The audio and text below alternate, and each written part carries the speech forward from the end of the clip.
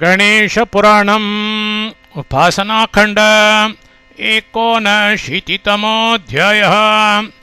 कामधेनुनोत्पन्नेन सैन्येन कार्तवीर्यस्य पराभवः, जमदग्नेश्च हत्या। मुनिरुवाच उपकारस्त्वयारम्भे साधुवृत्तानुसारिणा, आत्मघातं पुरस्कृत्वा कामधेनुं त्वमिच्छसि। भ्रान्तोऽसि नृप सत्यं त्वम् अप्राप्यं योऽभिवाञ्छसि, त्रैलोक्यनाशजं पापं तव मूर्ध्नि पतिष्यति। ब्रह्मोवाच इति वाक्षरविद्धोऽसौ प्रलयानलसन्निभः, राजा बभूव रोषेण मुखादनलमुद्वमन्। उवाच परमक्रुद्धो जमदग्निं मुनिं तदा, राजोवाच न मया दुष्टवचनं कस्यापि श्रूयते शठ, किं करोमि द्विजोऽसि त्वम् इति क्षान्तं वचः कटु।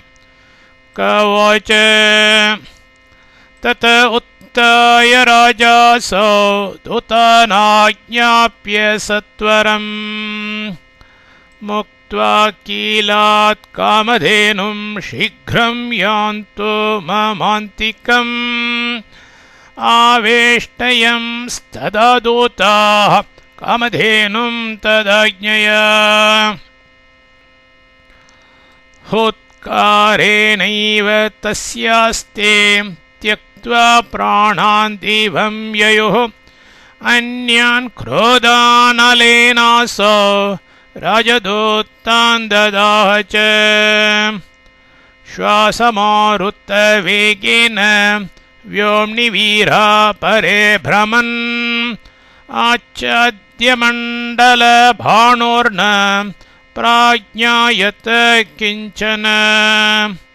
दिशसतीमिराजात व्योमापि न च भासते, धराकम्प समभवत् वृक्षापेतो प्रकम्पिताः। सैनिकाश्च ततो भीता यान्ति सर्वे दिशो दश, केनचित्ताडिता सा गौः कषाघातेन दूरतः। उड्डीयोड्डीय साधेनोरधावत् सैन्यमेव तत्, गजवृन्दं यथा सिंह गरुत्मानुरगाणिव। हाहाकारो महानासीत् वीराणां तत्र धावताम्, तानुवाचन भीकार्या कार्तवीर्यो महाबली। मया ध्माते मुदा शङ्के भीता यास्यति मन्दिरम्, कामधेनु कियच्चास्ति पश्यन्तु कौतुकं मम। ततो दद्मौ महाशङ्कं त्रैलोक्यं पूरयन् रविः, न बिभ्यत् कामधेनुस्तां ताडयामासो रोजसा। यष्टिभिर्लोहनिचयैः सर्वे ते राजसेवकाः, यत्र यत्र प्रहारो स्याः शरीरे जायते ततः। सन्नद्धा सर्वशस्त्राढ्या नानावीरा विनिसृताः, शखाश्च बर्बरा आसंस्तस्य केशसमुद्भवाः। पट्टच्चरा पाददेशा देवं सर्वे प्रजज्ञिरे, नानायवनजातीय नानावीरास्तथा परे। वाजिवारणसङ्घाश्च रथिना बलवत्तराः, ते चैव युयुधुस्तत्र कार्तवीर्यस्य सैनिकैः न्यपतन् कार्तवीर्यस्य सैनिकास्थैः प्रहारिताः अपरे मिलितास्तत्र निशि वृक्षे पतङ्गवत् परस्परघातहता निपेतोषतशोणराः भङ्क्त्वा शस्त्रैश्च शस्त्राणि मल्लयुद्धं प्रचक्रिरे एवं सोत्तमूले जन्ये शस्त्रेषु निपतत्सु च स्वीयो वा परकीयो वा न प्राज्ञायत किञ्चन रजसाच्छादिते सूर्ये जग्नुरेवं परस्परं कोलाहलो महानासीत् हन्यतां हन्यतमिति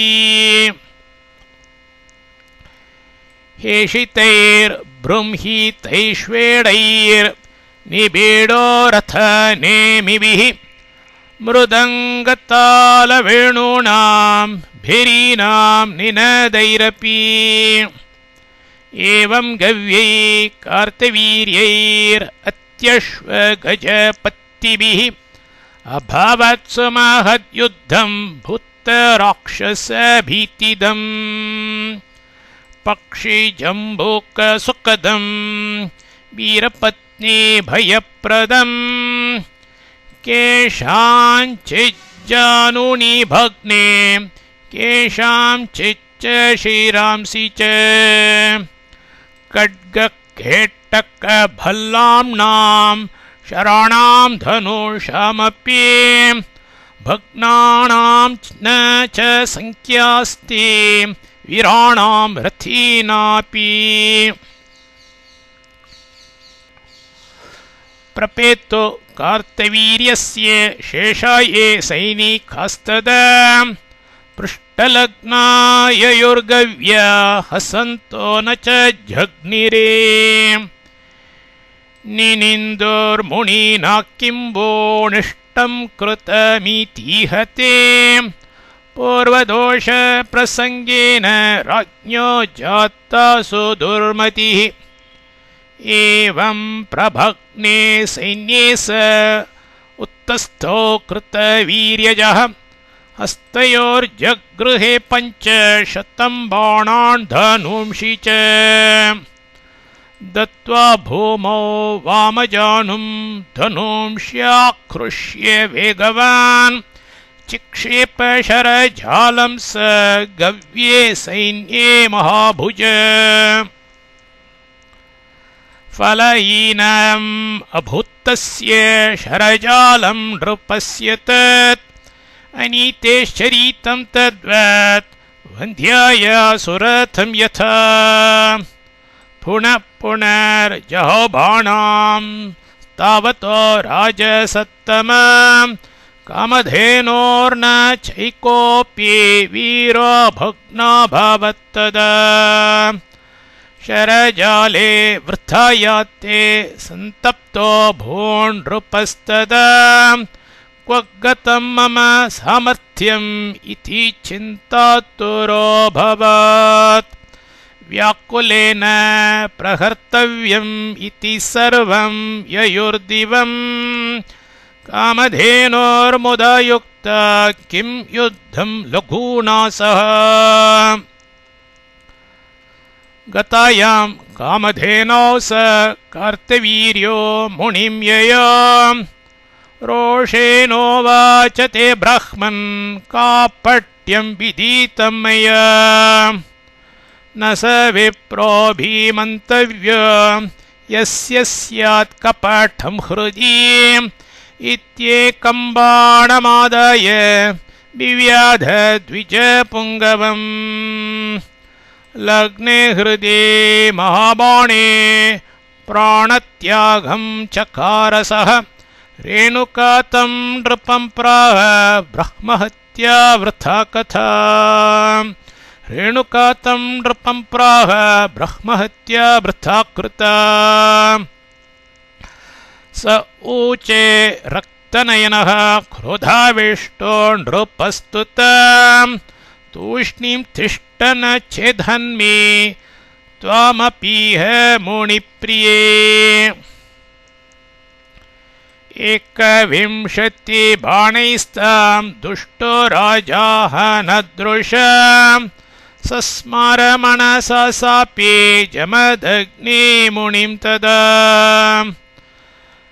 पश्चादुवाच नृपतिं दुष्टचाण्डाल किं कृतम् अपराधं विना कस्मात् आवां निहतवानसि तवापि भविता नाशो मूजानां नात्र संशयः। श्रुत्वेतं वचनं तस्यास्ततो यातो नृपस्तदा। अल्पावशिष्टसैन्येन चिन्ताक्रान्तो ययो पुरीं विनिन्दन् हृदि चात्मानं शोचंश्च मृतसैनिकान्। निरुत्साहो निरुद्योगो विवेश निजमन्दिरम् निरुत्साहो निरुद्योगो विवेश निजमन्दिरम्। इति श्री गणेशपुराण उपासनाखण्डे कार्तवीर्योपाख्यान 79तमोऽध्यायः।